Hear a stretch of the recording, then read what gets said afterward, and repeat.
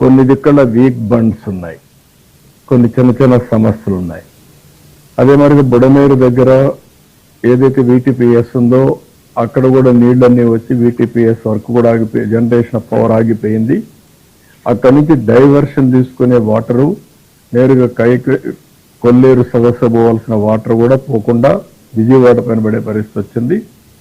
ఇప్పటికే సబ్మెర్జెన్స్ లో ఉంది. బుడమేరు యొక్క బ్రీచ్ వల్ల కూడా మళ్ళీ నీళ్లు వస్తున్నాయి. ఇప్పుడు అక్కడికి పోవాలన్నా మాకు పాయింట్ కూడా లేదని చెప్పి ఇరిగేషన్ డిపార్ట్మెంట్ గండి పూడ్చడానికి కూడా వీలు కాకుండా ఉంది. దానికి కూడా అన్ని ప్రయత్నాలు చేస్తున్నాం. అదే మరి ప్రకాశం బ్యారేజ్ కిందన ఏదైతే 10 లక్షలు 10.5 లక్షలు క్యూసిక్స్ ఆఫ్ వాటర్ వచ్చినప్పుడు వీక్ బండ్స్ ఉన్నాయి. అవి శాండ్ బస్తాలు అవన్నీ పెట్టి ఏమేం చేయాలనో అవన్నీ రీఎన్ఫోర్స్ చేస్తున్నాం. కలెక్టర్స్ని అప్రమత్తం చేశాం. వారికి కూడా అప్రమత్తం చేసి ఎంతవరకు సురక్షితమైన ప్రాంతాలకు పంపించాలో పంపిస్తాం. అదే మరిగా బండ్స్ను కూడా ఎంతవరకు స్ట్రెంగ్తెన్ చేయాలనో స్ట్రెంగ్తెన్ చేస్తాం.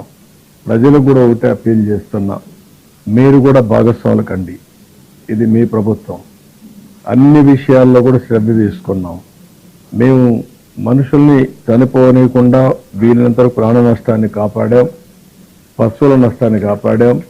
అదే మరిగా ఇప్పుడు లేటెస్ట్ మనం చూస్తే ఆస్తులు కూడా బాగా, పంటలు కూడా డ్యామేజ్ అయ్యే పరిస్థితికి వచ్చాయి. అవి కూడా చూసినప్పుడు మనకు దగ్గర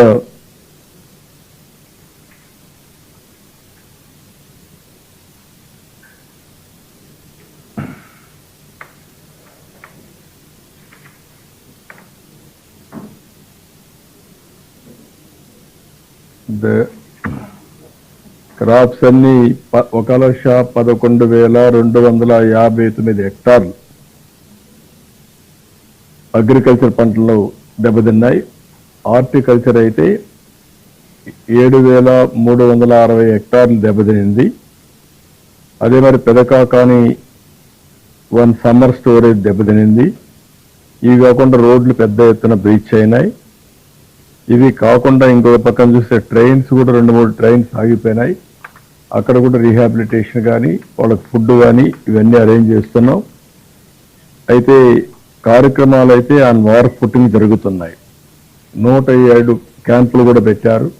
ఒక 17,000 మంది క్యాంపుల్లో తీసుకొచ్చారు. కొంతమంది రామన్నా ఇష్టం లేకపోయినా వాళ్ళందరినీ తీసుకొచ్చి, ఎందుకంటే ఎక్కడ కూడా క్యాజువాలిటీ జరగకూడదనే ఉద్దేశంతో ఇది కూడా చేయడం జరిగింది. అన్ని ప్రికాషన్స్ తీసుకున్నాం.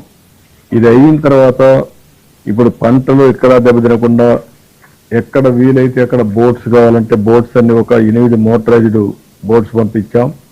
2 చాపర్లు కూడా పనిచేస్తున్నాయి. ఇవన్నీ కూడా పర్ఫెక్ట్గా కోఆర్డినేట్ చేసి మొత్తం ఎక్కడికక్కడ తీసుకోవాల్సిన అన్ని చర్యలు తీసుకొని కంట్రోల్ చేస్తున్నాం. నాకు ఈ విషయంలో, ఎందుకంటే ఎప్పుడు కూడా తెలుగుదేశం ప్రభుత్వం ఉన్నప్పుడు, ఎన్డీఏ ప్రభుత్వం ఉన్నప్పుడు అన్ని విధాల చర్యలు తీసుకుంటాం. ప్రాణ నష్టం లేకుండా కాపాడుతాం. ఆ తర్వాత రీహాబిలిటేషన్ కూడా, రెస్క్యూ అయితే చేయగలిగాం. రిలీఫ్ అయితే ఇప్పటి నుంచి ప్రారంభం అవుతుంది. రిలీఫ్ కూడా కొంత పెంచిన రిలీఫ్ కూడా మేము అనౌన్స్ చేస్తాం. 25 కేజీలు యూనిఫామ్గా అందరికి ఇవ్వడానికి, 1 KG dal, 1 KG sugar, 1 KG ఉల్లిపాయలు, అదే మరి 1 కేజీ పొటాటో, ఆయిల్ 1 కేజీ, ఈ 5 కమాడిటీస్ 5 కేజీలు, 25 కేజీలు షుగర్ కూడా ఇస్తామని చెప్పాం. అది కూడా చెప్పాను నేను. ఇవి ఇచ్చిన తర్వాత ఎవరైతే వీవర్స్ ఉంటారో వాళ్ళకి పండ్లు చాలా రోజులు, 1 నెల 2 నెలలు ఉండవు కాబట్టి వాళ్ళకి ఎక్స్ట్రాగా 25 కేజీలు 50 కేజీలుగా ఇస్తున్నాం. ఫిషర్మెన్ వేటకు పోలేరు కాబట్టి వాళ్ళకు కూడా ఒక 50 కేజీలు బియ్యం అదనంగా ఇస్తాం. అంత మునుపు ఉండే డబ్బుల కంటే 5 లక్షల రూపాయల ఎక్స్గ్రేషియా కూడా అనౌన్స్ చేశాం. కడవన్నీ నామ్స్ అన్ని కూడా యాజ్ ఇట్ ఈస్ వీలైన తొందరలో ఇవ్వడానికి ఒక చర్యలు తీసుకొని అవి కూడా కంప్లీట్ చేస్తాం.